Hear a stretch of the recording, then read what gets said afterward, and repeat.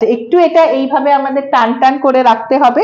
যদি হাঁটুর পেছন থেকে একটা টান খুব বেশি ফিল হয় তাহলে কিন্তু এক্সারসাইজটাও খুব এসেনশিয়াল।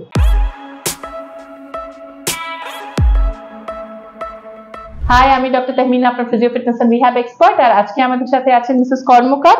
আপনি কোথা থেকে এসেছেন? বিরাটি থেকে। আপনি কিভাবে আমাদের কাছে এলেন? আমি ফেসবুকে আপনার ইন্টারভিউ দেখেই আমি ওকে, এবারে বলুন যে আপনার কি সমস্যা, কেন নিয়ে? হাঁটুর সমস্যা। আচ্ছা, 2-3 বছর ধরে হাঁটুর সমস্যা হচ্ছে। ওকে। ইদানিং আমার মানে মাসখানেক আমি বন্ধ হয়ে গেছিল, হাঁটু কম ছিল, তারপর আবার বেড়েছে। ওষুধ খাওয়া বন্ধ করে দিয়েছিলাম, বেড়েছে। এবং বাড়ার পরে তারপর আমি আপনার ইন্টারভিউ দেখে আমি ব্যায়াম বাড়িতেই করতাম, ওর অনেকটা আমি রিলিফ পেয়েছিলাম। কিন্তু মাঝখানে আমার যেহেতু বন্ধ করে দিয়েছি, আমি করে দেওয়াতে আমার হাঁটু ব্যথাটা আবার বেড়ে গেছে। ওই জন্য আমি আপনার কাছে আসতে হলাম আর কি। তো আসুন দেখে নি কি কি এক্সারসাইজ করে উনি আবার ওই হাঁটুর ব্যথাটা যেটা আবার বেড়ে গেছে সেটাকে কমিয়ে নেওয়া যায়। প্রথম এক্সারসাইজটা হবে এইভাবে হাঁটু ভাঁজ করা। আর নিজে থেকে করতে গেলে আপনাকে একটু অন্য পায়ের এই হেল্পটা নিয়ে আপনাকে অন্য পাটা দিয়ে এটাকে পুশ করতে হবে। এইভাবে যতটা পারবেন হাঁটুটা ভাঁজ করে একটু কোমরের দিকে নিয়ে আসার চেষ্টা করবেন। 10 সেকেন্ড হোল্ড করা, তারপরে ছাড়া। সেম জিনিস আবার এই পাটা করছেন, অন্য পাটা দিয়ে এটাকে পুশ করা। আর যদি পারেন, যদি সম্ভব হয়, তাহলে আপনার যেটা করা উচিত সেটা দুটো পা একসাথে এইভাবে ধরে যদি কেউ একটু পুশ করে দেয়, সামনে একটা চাপ আসবে, একটা থাইয়ের উপরে একটা প্রেসার আসবে।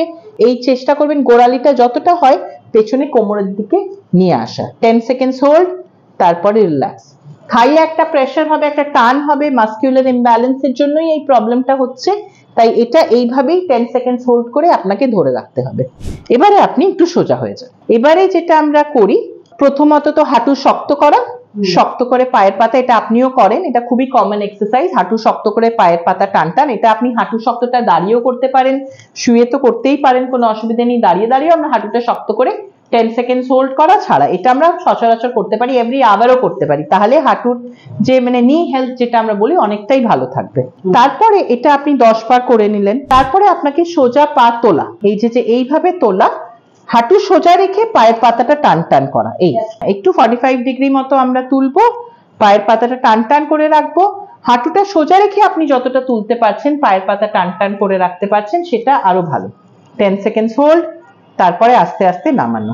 এটাও তাই, হাঁটু শক্ত করে পায়ের পাতা টান টান করে রাখা, 10 সেকেন্ডস হোল্ড করা, তারপরে আস্তে করে নামানো। তারপরে হচ্ছে একটু টান ধরবে। আর এই ব্যায়ামটা করলে আরো টান ধরবে। হাঁটুটা ভাঁজ করে আপনাকে এটা ধরতে হবে, থাইটা।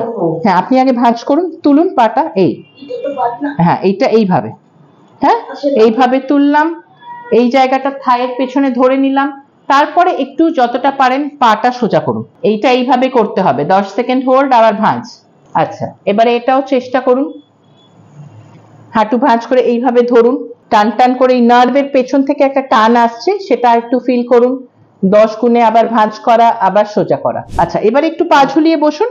ঠিক আছে, এইভাবে বসে আপনি আগে হাতটা এরকম করে নিন, নিজের ওপরে বেঁধে নিন। একটা করে পা তুলছেন, পায়ের পাতা টান টান, হাঁটু শক্ত, 10 সেকেন্ড হোল্ড করা। এটা শুরুতে কিন্তু এইভাবেই আপনাকে শুরু করতে হবে। একটা তো এটা, তারপরে দুটো একসাথে করুন। এই দুটো একসাথে যখন করছেন তখন একটু চেষ্টা করুন মাঝখানে যদি একটু কিছু আপনি দিয়ে দিতে পারেন, এইভাবে লম্বা করে। এটা একটু মাঝখানে ধরুন, পুশ করুন। এইটা দিয়ে মাঝামাঝি, এই হাতের সাপোর্ট নেওয়া চলবে না, এটাকে ভেতরের দিকে ঠেলুন, পায়ের পাতা টান টান, তারপরে পায়ের পাতা দুটো সোজা করে। আমরা এক্সারসাইজটা করলে কিন্তু আপনার ভেতরের দিকে যে মিডিয়াল কম্পার্টমেন্টের যে জয়েন্ট স্পেসটা কমে যায়, সেটাও কিন্তু আপনি আবার রিভার্স করতে পারেন, রিটেন করতে পারেন। সেই জন্য এই এক্সারসাইজটাও খুব জরুরি। এটাও 10 বার করে করতে হবে। লাস্ট এক্সারসাইজ, একটু পা দুটো লম্বা করুন তো, এইভাবে একটু দেখুন তো পা টাচ করতে পারছেন। Very good. একটু পেছনের দিকে টান টান আসছে তো, একটু এটা এইভাবে আমাদের টান টান করে রাখতে হবে। যদি হাঁটুর পেছন থেকে একটা টান খুব বেশি ফিল হয় তাহলে কিন্তু এক্সারসাইজটাও খুব এসেনশিয়াল। বাস, এটা আপনি 10 বার করে করুন। যদি এরকমই নিয়ে সমস্যা আপনাদেরকে সবসময় বদল করছে, হাঁটতে চলতে অসুবিধে হচ্ছে, তাহলে ডেফিনেটলি আপনাকে একটু ড্রাই নিডলিং করিয়ে আগে ব্যথাটা কমাতে হবে। তারপরে রেগুলার এক্সারসাইজের মধ্যে থাকতে হবে, একটু ওয়েট ট্রেনিংও করতে হবে। সেটা করলে দেখবেন আপনাদের নি রিপ্লেসমেন্ট কখনোই করাতে হবে না। আজীবন আপনার যে ন্যাচারাল জয়েন্ট যেটা আছে, ভগবান যেভাবে দিয়েছে সেটাতেই আপনার কিন্তু চলে যাবে। অবশ্যই এক্সারসাইজ করে নিজের নিটাকে ঠিক করার চেষ্টা করুন, সেটাতেই দেখবেন হয়তো আর আপনার নি রিপ্লেসমেন্টটা লাগলোই না।